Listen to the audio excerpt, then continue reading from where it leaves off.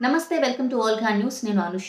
AP మాజీ CM YSRCP అధినేత YS Jaganmohan Reddy బెంగళూరులోనే ఉంటూ తన కార్యకలాపాలు సాగిస్తున్నారు. ఎప్పుడైతే ఆంధ్రప్రదేశ్లో ఎన్నికల ఫలితాలు వెలువడి వైఎస్ఆర్సీపీకి 11 స్థానాలు మాత్రమే పరిమితమై ప్రతిపక్ష హోదా కూడా దక్కలేదో వెంటనే జగన్ తాడిపత్రి నుంచి తన ఫ్యామిలీతో సహా బెంగళూరుకి షిఫ్ట్ అవ్వడం జరిగింది. అయితే బెంగళూరుకి జగన్ షిఫ్ట్ అవ్వడంతో అనేక రకాల వార్తలు వచ్చాయి. అంటే మనం మెయిన్గా చూసుకుంటే తన ఆరోగ్య సమస్య, కాలు తుంటి భాగం కొంత నొప్పితో బాధపడుతున్నారు. సో కొన్ని మెడికల్ టెస్టులకు వెళ్తున్నారు. కొన్ని రోజులు రెస్ట్ తీసుకుంటారు. ఎందుకంటే ఆంధ్రప్రదేశ్లో కొత్త గవర్నమెంట్ ఫామ్ అయింది కాబట్టి వారికి కొంచెం టైం ఇవ్వాలి కాబట్టి రెస్ట్ తీసుకునే కార్యక్రమంలో భాగంగా జగన్ బెంగళూరుకు వెళ్తున్నారని చెప్పి వైఎస్ఆర్సీపీకి చెందిన కొంతమంది నేతలు చెప్పడం జరిగింది. అయితే కూటమి సభ్యులు చాలా మంది జగన్ ఇంకా ప్రతిపక్ష హోదా కూడా ఇక లేదు కాబట్టి ఇక ఆంధ్రప్రదేశ్లో ఉండి ఏం చేయాలి అన్న ఒక ఉద్దేశ్యంతో, అలాగే ఇక్కడ ఉంటే అరెస్టులు చేయిస్తారేమో అన్న ఒక భయంతో జగన్ బెంగళూరుకి పారిపోయారు అన్న వార్తలు కూడా వచ్చాయి.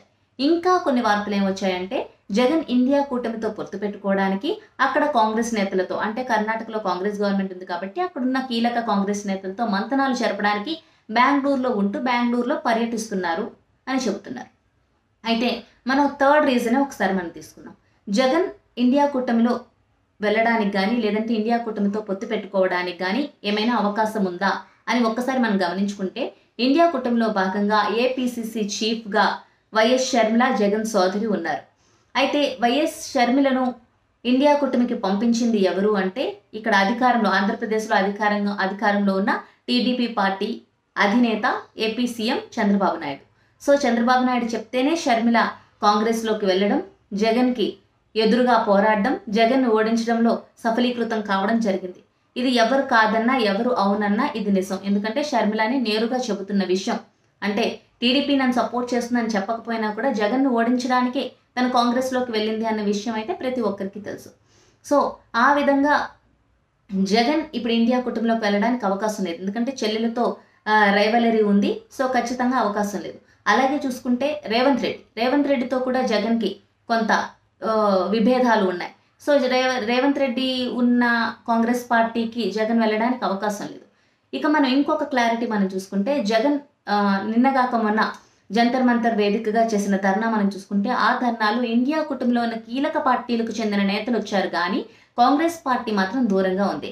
దీనికి కారణం కొంతమంది రేవంత్ రెడ్డి అన్నారు, కొంతమంది జగన్ సోదరి షర్మిల అన్నారు, కొంతమంది రాహుల్ గాంధీ అన్నారు. ఏదేమైనప్పటికీ కాంగ్రెస్ పార్టీకి చెందిన ఏ ఒక్క నేత కూడా జగన్ ధర్నాకు మద్దతు పలకడానికి ముందుకు రాలేదు.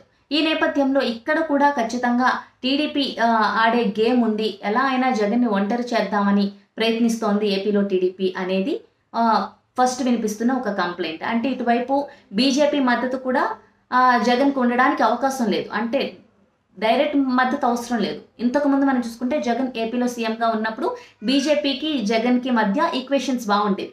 ఇప్పుడు ఆ ఈక్వేషన్స్ మెయింటైన్ చేయడానికి ప్రాబ్లం. ఎందుకంటే కూటమిలో భాగంగా బీజేపీ ఆంధ్రప్రదేశ్లో ఉంది కాబట్టి ఖచ్చితంగా జగన్కి పాజిటివ్గా ఉండడానికి అవకాశం లేదు.